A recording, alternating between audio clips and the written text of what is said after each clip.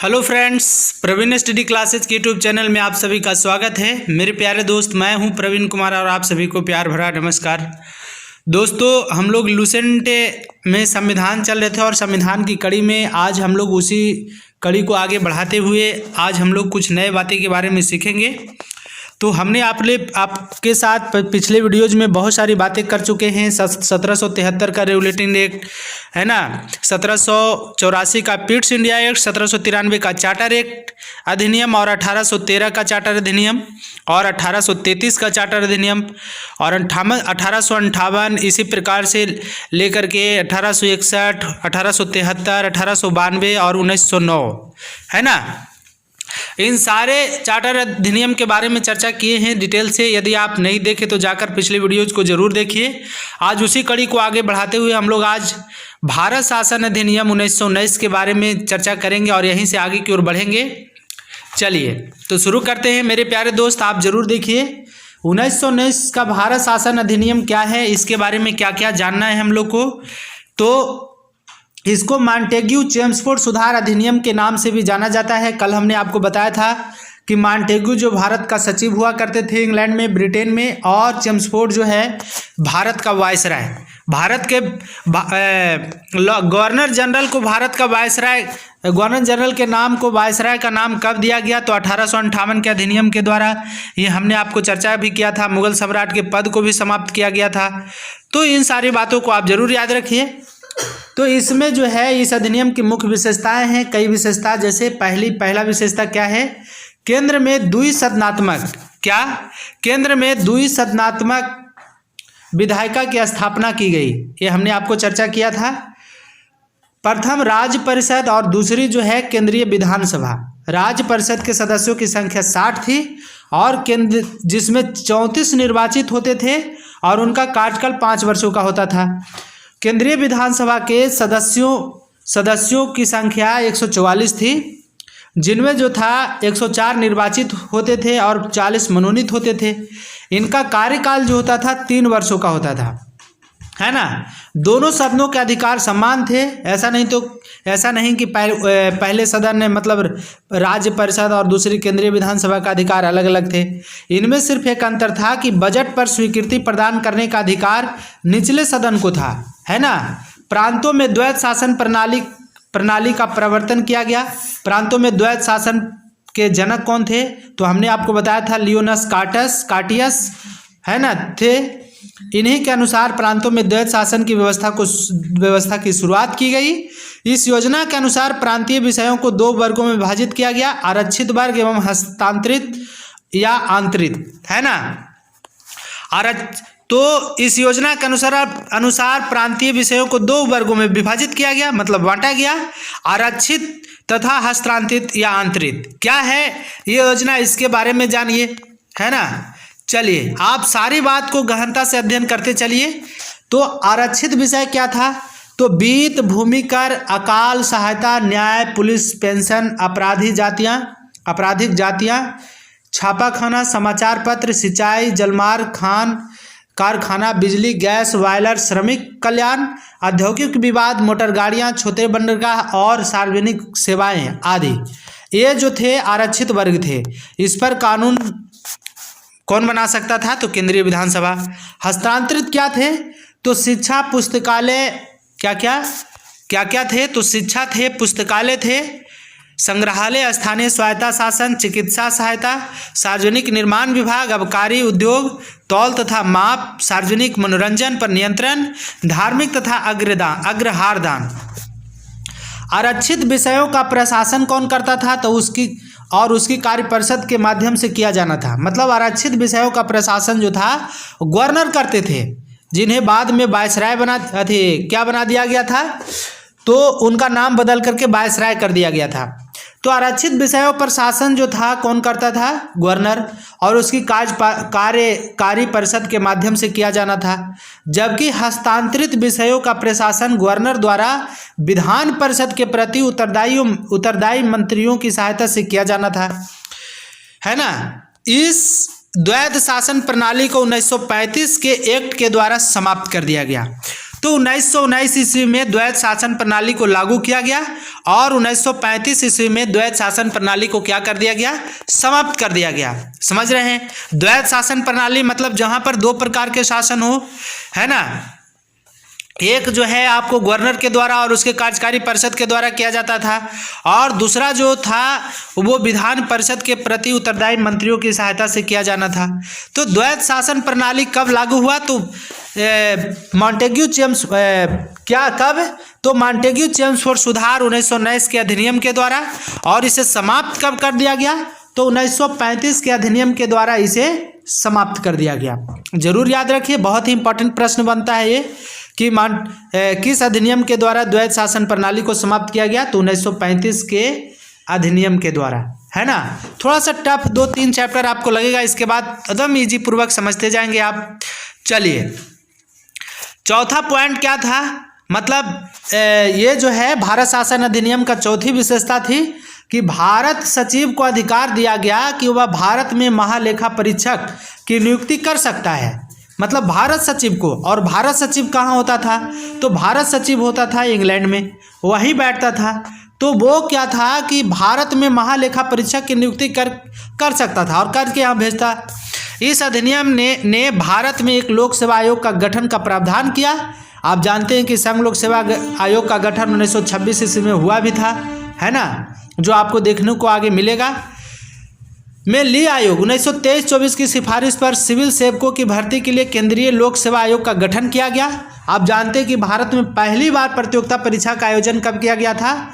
तो 1858 के भारत शासन अधिनियम के तहत पहली बार प्रतियोगिता परीक्षा का आयोजन 1853 के चार्टर अधिनियम के तहत भारत में पहली बार प्रतियोगिता परीक्षा का आयोजन किया गया था। चलिए आगे देखते हैं। इस अधिनियम के अनुसार वायसराय की कार्यकारी परिषद में 6 सदस्य होते थे, कमांडर इन चीफ को छोड़ करके, है ना। 3 सदस्यों में आप समझ सकते हैं कौन कौन थे। 3 सदस्य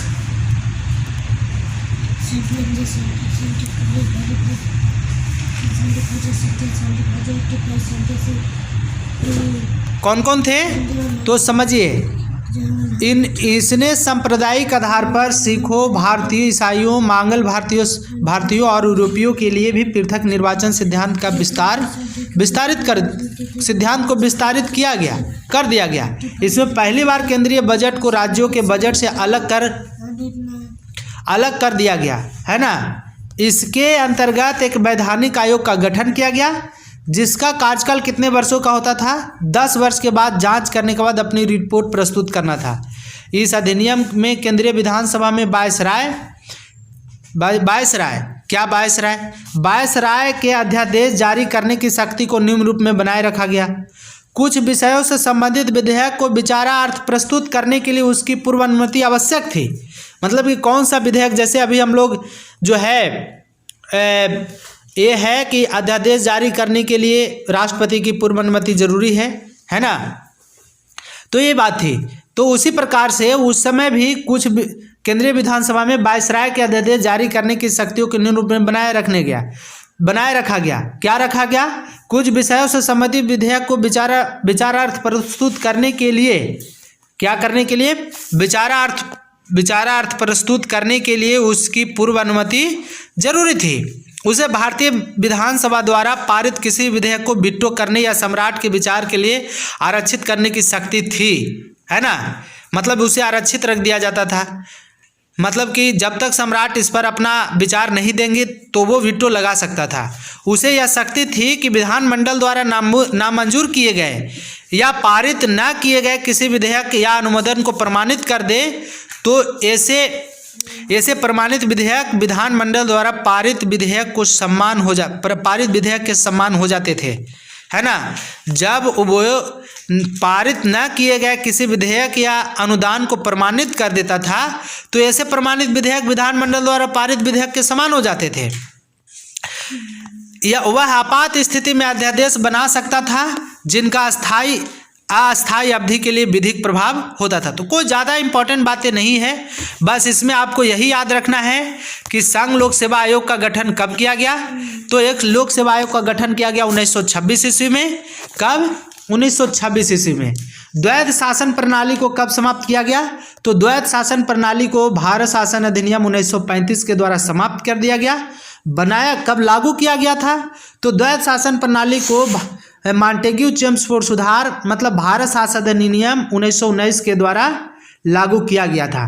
कौन इसके द्वैध शासन के जनक कौन थे? तो द्वैध शासन के जनक थे लियोनस कार्टियस, है ना। इतनी बातें आपको याद रखना है। अब इसके बाद थोड़ा और भी जानिए, इससे आगे आगे क्या कहता है, आगे जान लीजिए। कहता है कि मॉन्टेग्यू चेम्सफोर्ड सुधार भारत शासन अधिनियम 1919 मतलब मॉन्टेग्यू चेम्सफोर्ड सुधार अधिनियम को भारत शासन अधिनियम के नाम से भी जाना जाता है, द्वारा भारत में पहली बार महिलाओं को वोट देने का अधिकार मिला। बहुत इंपॉर्टेंट और खास इंपॉर्टेंट बातें, मतलब मॉन्टेग्यू चेम्सफोर्ड सुधार भारत शासन अधिनियम 1919 के द्वारा भारत में पहली बार महिलाओं को वोट देने का अधिकार मिला। उस समय इंग्लैंड का प्रधानमंत्री कौन थे? लॉर्ड जॉर्ज था। तो पहली बार महिलाओं को वोट देने का अधिकार कब मिला? तो भारत शासन अधिनियम 1919 के द्वारा, मतलब मॉन्टेग्यू चेम्सफोर्ड सुधार 1919 के द्वारा पहली बार महिलाओं को अपना मतदान करने का अधिकार मिला। उस समय इंग्लैंड के प्रधानमंत्री कौन थे? तो लॉर्ड जॉर्ज थे। कौन थे? Lord George. इन्हीं के कार्यकाल में महिलाओं को पहली बार वोट देने का अधिकार मिला।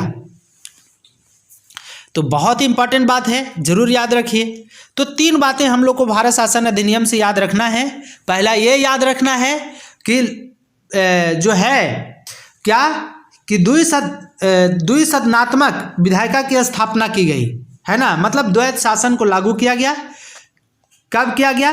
तो मॉन्टेग्यू चेम्सफोर्ड सुधार अधिनियम 1919 के तहत। इसके जनक कौन थे? तो लियोनस कार्टिस थे। और दूसरी बात हम लोग को क्या याद रखना है? तो दूसरी बात हम लोग को याद रखना है, यहाँ पर हमने आपको बताया था कि इसमें जो है द्वैध शासन को समाप्त किया गया किस अधिनियम के द्वारा? तो भारत शासन अधिनियम 1935 के एक्ट के द्वारा द्वैध शासन को क्या कर दिया गया? समाप्त कर दिया गया।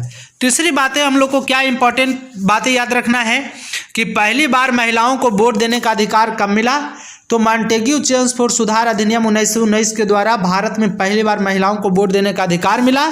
उस समय इंग्लैंड का प्रधानमंत्री कौन थे? Lord George. ये जरूर आपको याद रखना है। चलिए अब आगे बढ़ते हैं। अब आ गया भारत का 1935 ईस्वी का भारत शासन अधिनियम। ये क्या है? 1935 के अधिनियम में 321 अनुच्छेद थे। कितने थे? 321 अनुच्छेद थे और 10 अनुसूचियाँ थी। वर्तमान में लगभग 395 एंड एबव जो है अनुच्छेद है और 12 अनुसूचियाँ हैं। लेकिन भारत शासन अधिनियम 1935 के समय कितना अनुच्छेद थे? तो 321 अनुच्छेद थे और 10 अनुसूचियाँ थी, है ना। इस अधिनियम की मुख्य विशेषताएं थी। क्या क्या मुख्य विशेषताएं था? तो अखिल भारतीय संघ, यह संघ 11 ब्रिटिश प्रांतों, 6 चीफ कमिश्नर के क्षेत्रों और उनके देशी रियासतों को मिलकर बनना था जो स्वेच्छा से संघ में सम्मिलित हों, है ना। प्रांतों के लिए संघ में सम्मिलित होना अनिवार्य था, किंतु देशी रियासत के लिए यह ऐच्छिक था। देशी रियासतों के लिए, देशी रियासतें संघ में सम्मिलित नहीं हुई और प्रस्तावित संघ की स्थापना संबंधी घोषणा पत्र जारी करने का अवसर नहीं आया, है ना। आगे देखिए, प्रांतीय स्वायत्ता। इस अधिनियम के द्वारा प्रांतों में द्वैध शासन व्यवस्था का अंत कर दिया गया, है ना। उन्हें एक स्वतंत्र और स्वशासित संवैधानिक आधार प्रदान किया गया। और भी आगे देखिए, कहता है केंद्र में द्वैध शासन की स्थापना। इस अधिनियम में विधायी शक्तियों को केंद्र और प्रांतीय विधानमंडलों के बीच विभाजित किया गया। इसके तहत परिसंघ की सूची, प्रांतीय सूची जिसको राज्य सूची भी कहते हैं, और संवर्ती सूची का निर्माण किया गया।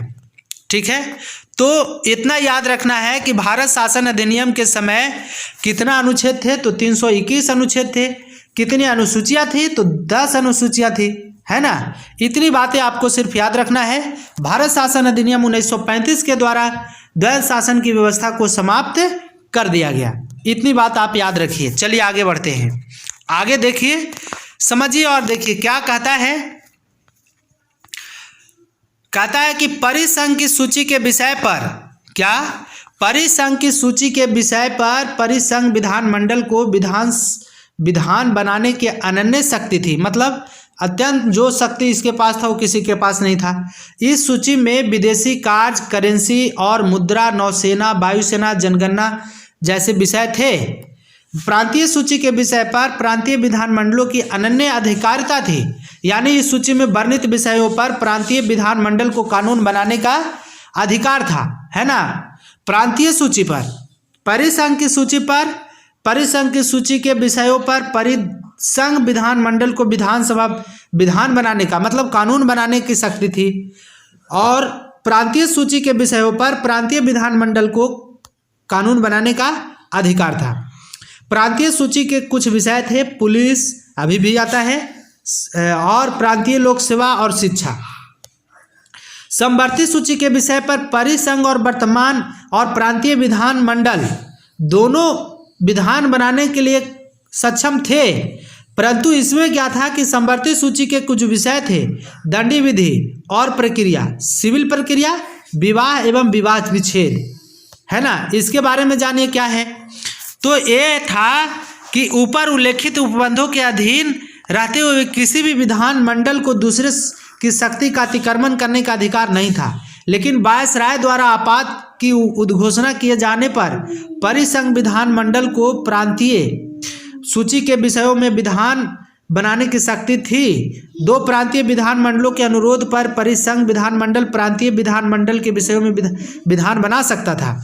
समवर्ती सूची के विषय पर परिसंघ विधि प्रांत की विधि पर अविभावी होती थी।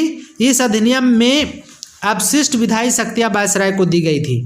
तो ये सारे बात को याद नहीं रखना है, कोई ज़्यादा इंपॉर्टेंट नहीं है, ये सब बेकार है। आप जो है टाइम को इन्वेस्ट करेंगे, जो इंपॉर्टेंट बातें हैं वही हम आपको बताना चाहते हैं, है ना। इसमें सबसे इम्पोर्टेंट बातें क्या थी, तो सबसे इम्पोर्टेंट बातें थी 1947 से आप देखना शुरू करिए और यहीं से आपको बहुत ज़्यादा बातें समझ में आएगी।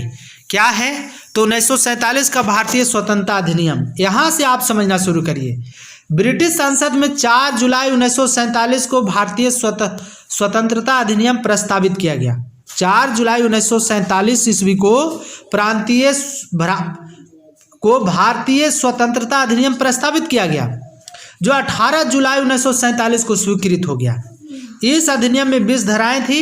इस अधिनियम के प्रमुख प्रावधान निम्न है। 2 अधिराज्य की स्थापना।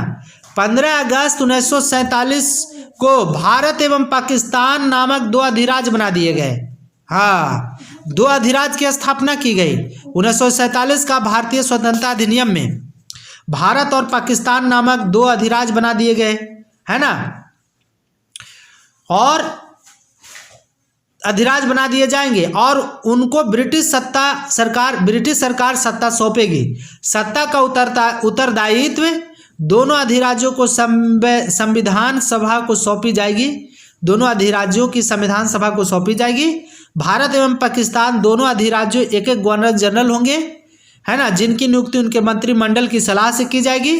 संविधान सभा का विधानमंडल के रूप में कार्य करना जब तक संविधान सभाएं संविधान का निर्माण नहीं कर लेती तब तक वे क्या कर सकते हैं, विधानमंडल के रूप में कार्य करती रहेगी। मतलब तो इस प्रकार से आप जानते हैं कि स्वतंत्र भारत का प्रथम गवर्नर जनरल कौन था, तो माउंट बेटन, यहाँ के लिए भी। और भारत मंत्री के पद समाप्त कर दिए जाएंगे। भारत मंत्री के पद समाप्त कर दिए जाएंगे। 1935 के भारत शासन अधिनियम द्वारा शासन जब तक संविधान सभा द्वारा नया संविधान बनकर तैयार नहीं किया जाता तब तक उस समय तक 1935 के भारत शासन अधिनियम द्वारा ही शासन होगा। ये भी बात था। देशी रियासतों पर शासन ब्रिटिश अधिनियम द्वारा ही शासन होगा।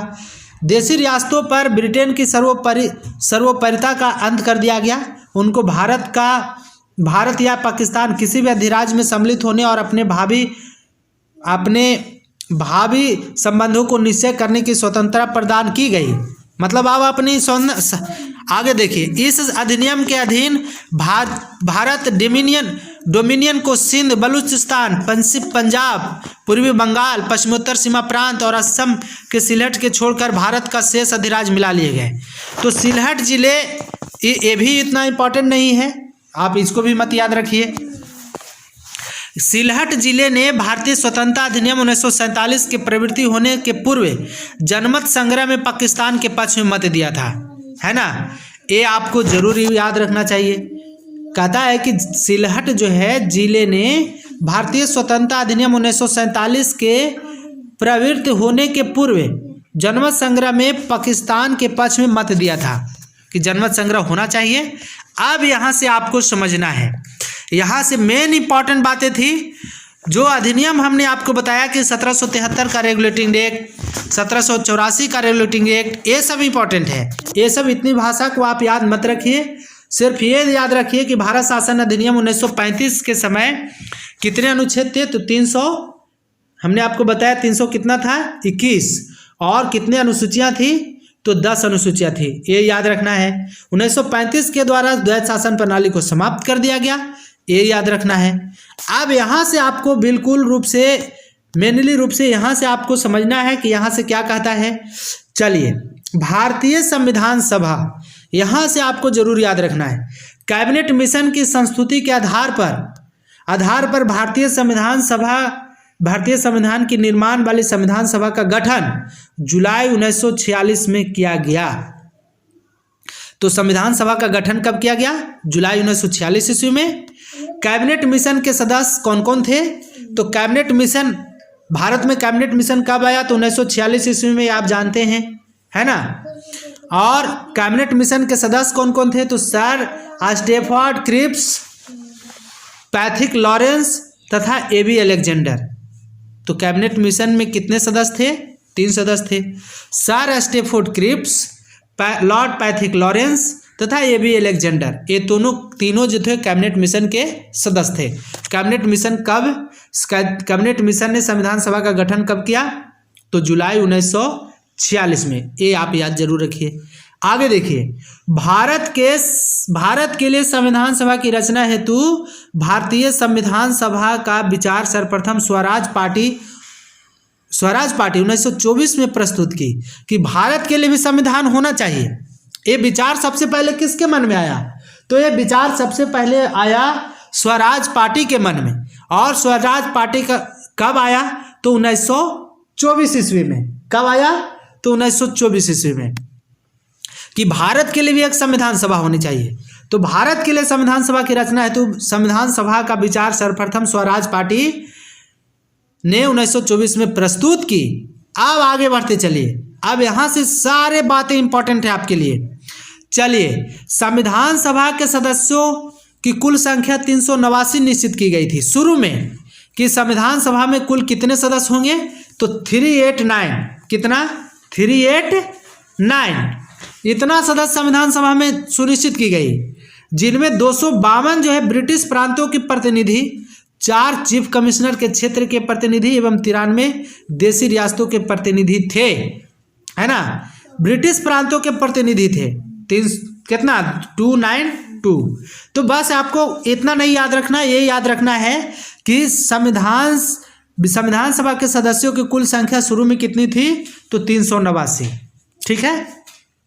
संविधान सभा का गठन कब हुआ, तो संविधान सभा का गठन हुआ जुलाई 1946 ईस्वी में। कब हुआ, जुलाई 1946 ईस्वी में। ये भी आपको याद रखना चाहिए।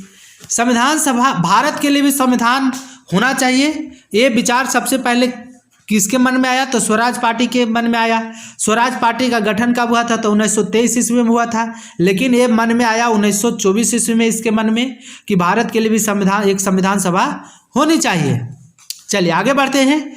मिशन योजना के अनुसार, मतलब मिशन योजना के अनुसार कहने का मतलब क्या हुआ, कैबिनेट मिशन योजना। कैबिनेट मिशन का गठन कब हुआ, 1946 ईस्वी में, है ना। कब हुआ, 1946 ईस्वी में। इसके कितने सदस्य थे, तो 3 सदस्य थे। कौन कौन, sir Stafford Cripps, Pethick Lawrence एवं एबी अलेक्जेंडर। कहता मिशन योजना के अनुसार जुलाई 1946 में संविधान सभा का चुनाव हुआ। कुल 389 सदस्यों में से प्रांतों के लिए निर्धारित 296 सदस्यों के लिए चुनाव हुए। 389 थे, उनमें से कितना के लिए चुनाव हुए? तो 296 के लिए चुनाव हुए, है ना। चलिए आगे देखिए, फिर कहता है कि सदस्यों के लिए चुनाव हुए जिन्हें विभिन्न प्रांतों की विधानसभाओं द्वारा चुना गया। उस समय प्रांत माने राज्य, प्रांत माने क्या होता है? राज्य। प्रांतों की विधानसभा, राज्यों की विधानसभा के लिए चुना गया, राज्यों की विधानसभाओं के द्वारा चुना गया। इसमें कांग्रेस के 208, मुस्लिम लीग के 73 और अन्य एवं अन्य 15 दल तथा स्वतंत्र उम्मीदवार निर्वाचित हुए। मतलब 389 में से जो 296 सदस्य की नियुक्ति हुई, 389 सॉरी क्या लिखा गया? 389 में से जो 296 के सदस्यों की जो निर्वाचन होना था, है ना, चुनाव होना था, उसमें 208 सदस्य कांग्रेस से थे। मुस्लिम लीग से कितना थे? तो 73, मुस्लिम लीग के लिए 73 स्थान एवं 15 अन्य दलों के लिए कितना? 15 अन्य दलों के तथा स्वतंत्र उम्मीदवार निर्वाचित हुए। अब यहाँ से और भी इम्पोर्टेंट होते जा रहा है। अब आपका चैप्टर की जो सोच है, चैप्टर का जो मुख्य मुख्य बातें हैं वो गहराते जा रहा है। आप देखिए यहाँ से समझिए, कहता है कि 9 दिसंबर 1946 ईस्वी को संविधान सभा की प्रथम बैठक नई दिल्ली स्थित काउंसिल चैम्बर के पुस्तकालय भवन में हुआ। सभा के सबसे बुजुर्ग सदस्य डॉक्टर सच्चिदानंद सिन्हा को सभा का अस्थायी अध्यक्ष चुना गया। मतलब 9 दिसंबर 1946 ईस्वी को, 9 दिसंबर 1946 ईस्वी को संविधान सभा के अस्थायी अध्यक्ष कौन नियुक्त हुए? तो डॉक्टर सच्चिदानंद सिन्हा को अस्थायी, सबसे बुजुर्ग थे तो उन्हीं को चुन दिया गया।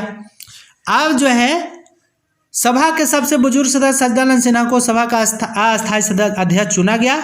मुस्लिम लीग ने इस बैठक का बहिष्कार किया और पाकिस्तान के लिए बिल्कुल अलग संविधान सभा की मांग प्रारंभ कर दी।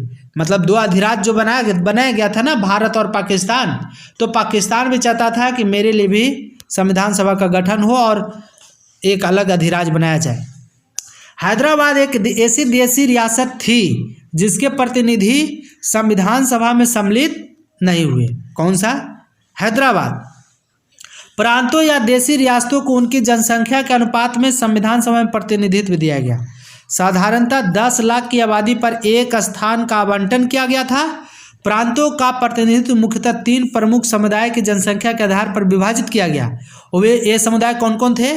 तो मुस्लिम, सिख और साधारण, ये तीनों।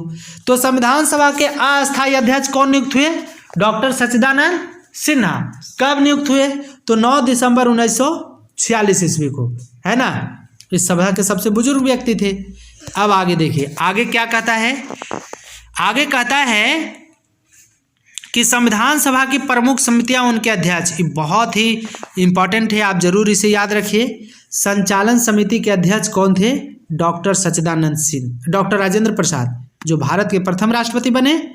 संघीय संविधान समिति के अध्यक्ष कौन थे? तो जवाहरलाल नेहरू। प्रांतीय संविधान समिति के कौन थे अध्यक्ष? तो सरदार वल्लभ भाई पटेल। उन्होंने सर्वप्रथम प्रांत को इकट्ठा करने का काम किया, है ना, रियासतों को एक जगह करने का काम किए। और संघ शक्ति समिति या संघीय संविधान समिति, इन दोनों का जो अध्यक्ष थे, संघ शक्ति समिति और संघीय संविधान समिति, ये दोनों के अध्यक्ष कौन थे? तो पंडित जवाहरलाल नेहरू थे। संघीय जब भी बात में आएगा तो कौन थे उसके अध्यक्ष? तो पंडित जवाहरलाल नेहरू। प्रांतीय संविधान सभा के अध्यक्ष कौन थे? प्रांतीय संविधान समिति के अध्यक्ष सरदार वल्लभ भाई पटेल। संचालन समिति के अध्यक्ष कौन थे? तो डॉक्टर राजेंद्र प्रसाद। संघ शक्ति समिति के पंडित जवाहरलाल नेहरू। मौलिक अधिकारों एवं अल्पसंख्यकों संबंधित परामर्श समिति, है ना, कौन थे अध्यक्ष उसका? सरदार वल्लभ भाई पटेल। तो मौलिक अधिकार और प्रांतीय संविधान समिति, ये दोनों के अध्यक्ष कौन थे? सरदार वल्लभ भाई पटेल। राष्ट्र ध्वज संबंधी तदर्थ समिति के अध्यक्ष कौन थे? तो डॉक्टर राजेंद्र प्रसाद। इतनी बातें आपको याद रखना है। मौलिक अधिकारों एवं अल्पसंख्यकों को संबंधी परामर्श समिति की 2 उप समितियां थी। मौलिक अधिकार उप समिति जेबी कृपलानी इसके अध्यक्ष थे, और अल्पसंख्यक उप समिति एच.सी. मुखर्जी ये इसके अध्यक्ष थे। तो इतनी बात को आपको याद रखना है। ये बात को आप याद कर लीजिए कि संचालन समिति के अध्यक्ष थे कौन थे, तो डॉक्टर राजेंद्र प्रसाद। संघीय संविधान समिति या संघ शक्ति समिति के अध्यक्ष कौन थे, तो पंडित जवाहरलाल नेहरू। प्रांतीय संविधान समिति के अध्यक्ष कौन थे, तो सरदार वल्लभ भाई पटेल। और प्रारूप समिति के अध्यक्ष कौन थे, हाँ, प्रारूप समिति के अध्यक्ष थे डॉक्टर भीमराव अंबेडकर। मौलिक अधिकारों एवं अल्पसंख्यकों संबंधी परामर्श समिति के अध्यक्ष कौन थे, सरदार वल्लभ भाई पटेल। और राष्ट्र ध्वज संबंधी तदर्थ समिति के अध्यक्ष कौन थे, डॉक्टर राजेंद्र प्रसाद। तो इतनी बातें आज आपको समझ के याद करके रखना है ना। अब इसके बाद हम लोग जो है कल से और भी इंपॉर्टेंट बातें आपके साथ शेयर करेंगे। चलिए तब तक आज के लिए इतना ही।